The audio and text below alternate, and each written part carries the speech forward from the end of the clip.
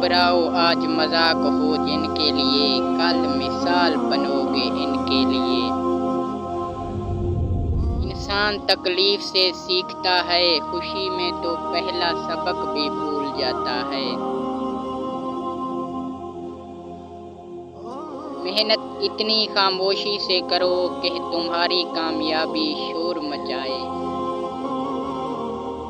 جن میں تنہا چلنے کے حوصلے ہوتے ہیں، ایک دن انہی کے پیچھے قافلے ہوتے ہیں۔ بہرے بن کر منزل تک پہنچنے کی کوشش کرو، کیونکہ بعض لوگوں کی مایوس باتیں تمہیں روک سکتی ہیں۔ محنتی انسان کے سامنے پہاڑ کنکر اور کاہل انسان کے سامنے کنکر بھی پہاڑ بن جاتا ہے۔ منزلیں چاہے کتنی اونچی کیوں نہ ہوں، راستے ہمیشہ پیروں کے نیچے ہوتے ہیں۔ ہار اور جیت تو اپنے اندر ہوتی ہے، مان جاؤ تو ہار، ٹھان لو تو جیت۔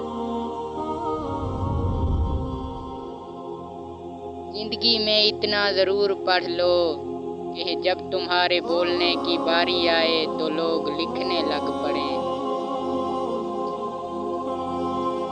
درخت جتنا اونچا ہوگا اس کا سایہ اتنا ہی اونچا ہوگا، اس لیے اونچا بننے کی بجائے بڑا بننے کی کوشش کرو۔